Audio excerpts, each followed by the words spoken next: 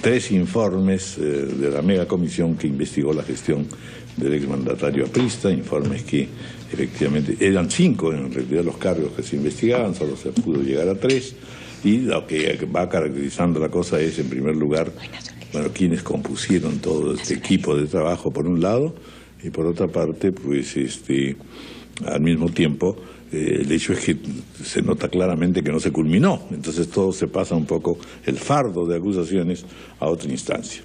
Estamos por teléfono con el doctor Jorge del Castillo, que es uno de los que está también, en fin, implicado en este tema, y están con nosotros aquí Luis Iberico del PPC-APP y Héctor Becerril, Fuerza Popular. Muy buenos días, congresistas, a todos ustedes. Bienvenidos. Y Teófilo Gamarra está por llegar. Vamos a hablar por teléfono primero con Jorge del Castillo. Doctor del Castillo, muy buenos días. ¿Cómo está, Raúl? Buenos días. Solamente permítame una precisión.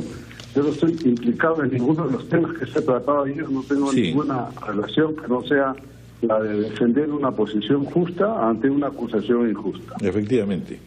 Bueno, cuéntenos un poco cómo es la evaluación, porque en realidad lo que estamos viendo es que se trata de un informe o de informes que se han quedado a medios, ¿no es cierto? Bueno, creo que estamos ante el corolario de una investigación que empezó pretendiendo de la nada, pretendiendo buscar argumentos y finalmente llega a conclusiones que son absolutamente deleznables o inclusive que llegan a convertirse hasta en certificados de conducta en el caso, por ejemplo, de Alan García. Ayer se ha dado a conocer los resultados de una investigación sobre el presunto desbalance patrimonial, sin haber habido ningún elemento de juicio, pero así empezó la investigación, así se hizo. La prueba importantísima, central, en una investigación de desbalance patrimonial, es un peritaje financiero y contable que peritos que en este caso fueron designados por la comisión que precedió al señor Tejada. Conclusiones de ese informe dice que en el caso de Alan García no existe ningún desbalance patrimonial negativo. Sí. Por tanto, no han tenido cómo derivar a una acusación de nada. Si es que, como ve, termina siendo una certificación de que no existe desbalance, de que no existe ningún despropósito, tan así que no han acusado de ningún delito en ninguno de los casos. En ninguno de los casos. Bueno, pero tenemos también otras acusaciones, ¿no es cierto? Bueno, sí, claro. Han hablado del tema, por ejemplo, anteriormente ya habían hecho la acusación de tampoco no por delito, ojo, sino por una supuesta infracción constitucional por la emisión de un decreto de urgencia 004 por el caso de los colegios emblemáticos. Bueno, ese decreto de urgencia 004 sigue vigente hasta ahora.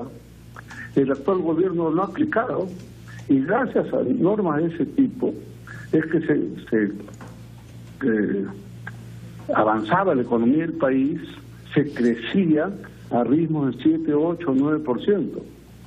Este gobierno se quedó con el decreto, lo aplicó un poco, pero de ahí, por seguir investigando, lo dejó de aplicar, no hay ningún colegio nuevo y la economía por los suelos en general, porque la capacidad de construcción del Estado se resintió. Entonces, si al final la conclusión de todos los grupos de trabajo de la producción investigadora son vamos a buscar a ver cómo arbitramos a Alan García, pues se han quedado sin argumento, porque lo único que queda en pie, presuntamente, es la presunta infracción constitucional por un decreto de urgencia, uno de los centenares que han dado los diversos presidentes del Perú, y que nuestro gobierno no fue la excepción. Si es que, como vemos, ha sido más el ruido que las nueces. Sí, pero congresista, doctor del Castillo.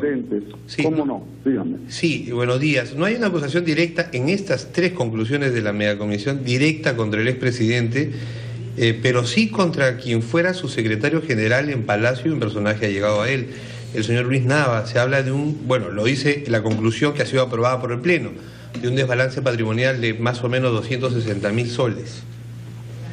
Bueno, sí, pero justamente estoy leyendo acá en el diario El Comercio la declaración del señor Carlos Tubino, que es miembro de la comisión. Así es. No es cualquiera.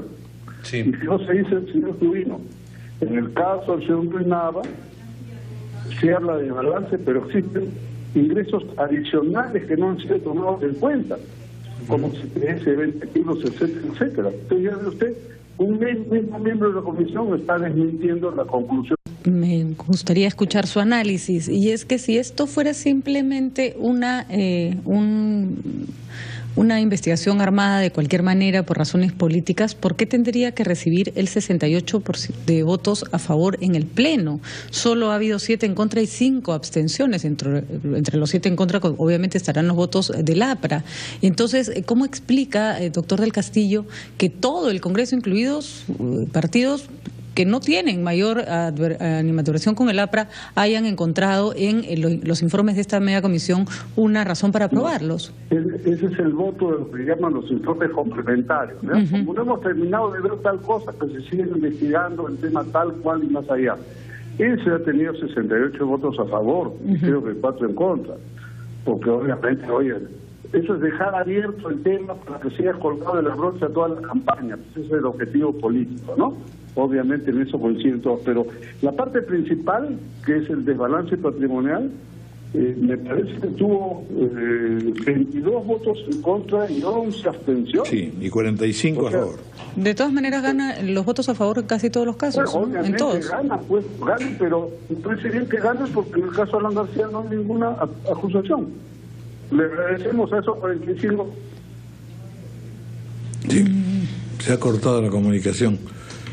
Pero en fin, ya están claros los conceptos. No corte usted, don Jorge del Castillo, vamos a recuperarla, pero mientras tanto escuchamos a los otros invitados. A ver, el congresista Luis Iberico, bienvenido. Cuéntenos un poco su posición, su perspectiva sobre este tema, que efectivamente pues es inocultable que no solamente persigue, tiene fines políticos, sino también consecuencias políticas. Bueno, entendamos que estos procesos de investigación en el Congreso son políticos. Los votos son políticos, pero no por ello los procesos se tienen que llevar de una manera arbitraria. Yo, a lo largo de este debate que terminó casi a la medianoche, no solamente he prestado mucha atención a las argumentaciones, a las razones que una y otra parte pusieron sobre la mesa, sino también a lo que parecen ser fallas muy serias en el proceso de investigación. Y si bien nosotros no somos ni jueces, ni fiscales, ni policías, no tenemos esas funciones, no tenemos esas facultades, de todas maneras hay que seguir normas elementales del debido proceso. Por ejemplo, si tú vas a involucrar al final a una u otra persona, tienes que haber escuchado a esa persona. No puedes involucrar a alguien que ni siquiera ha pasado o le has pedido a ver, mande su respuesta por escrito. Las personas tienen derecho a saber de qué se les está acusando. ¿Cuáles son esos casos que no hayan podido ejercer? Tú sabes que aparte de Luis Nava, su hijo, su esposa, ha habido una serie de funcionarios medios también y se ha señalado que muchos de ellos no fueron citados, ¿no? Entonces, esto me parece que es una falla muy seria en la cual no puede incurrir el Parlamento de la República, porque el Congreso... Que no es solo falla, ¿no es cierto? Puede haber ahí una voluntad también de... Podría haber una voluntad, podría haber un proceso mal llevado, pero al final lo que estás haciendo es afectar derechos fundamentales de las personas. Por más que tú creas que la persona que estás investigando tiene todos los visos de haber cometido delitos, violaciones a la Constitución o lo que fuere, esa persona, como cualquier ser humano, tiene derecho al debido proceso. Es una garantía humana fundamental. Ahora, en todos los tres casos esto, porque aquí están las declaraciones de Mauricio Mulder justamente, que dice: en el caso de desbalance no están haciendo imputaciones de carácter delictivo. En la bancada decimos que hay que votar por este informe porque es un certificado de buena conducta. Bueno, en el caso de Alan García se pone en un párrafo que se ha demostrado que no hay un desbalance, ¿no? Entonces, esa es otra cosa que me llamó mucho la atención.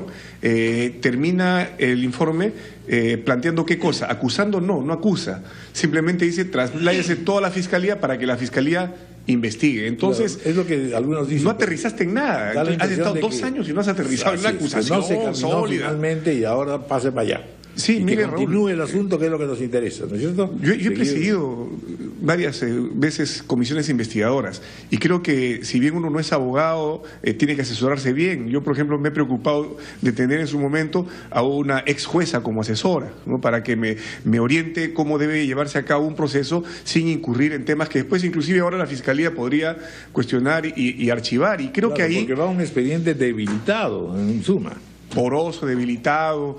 Entonces ahí hay que pensar qué queremos hacer con respecto al Congreso, una de cuyas funciones fundamentales, esenciales, es la fiscalización y el control político. Así no podemos seguir. Esto que se ha visto en el caso que hemos debatido anoche, se ha visto también en otros casos. El hecho de que se filtre la información, el hecho de que no se informe a la persona de qué se le está investigando, el hecho de que no se te permita o no se te facilite acceder a los expedientes, son cosas elementales. Yo tengo que saber de qué se me acusa, leer el expediente, actuar mis pruebas.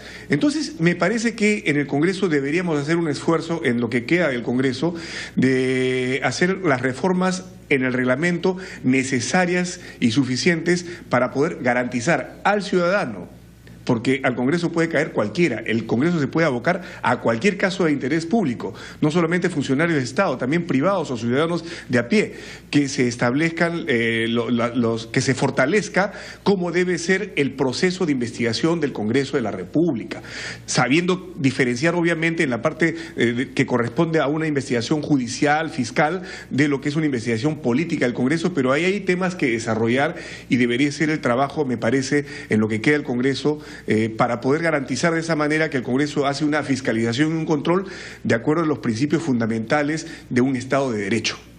Vamos a hacer una pausa, hablamos luego con el congresista Becerril y a ver si retomamos también a Jorge el Castillo.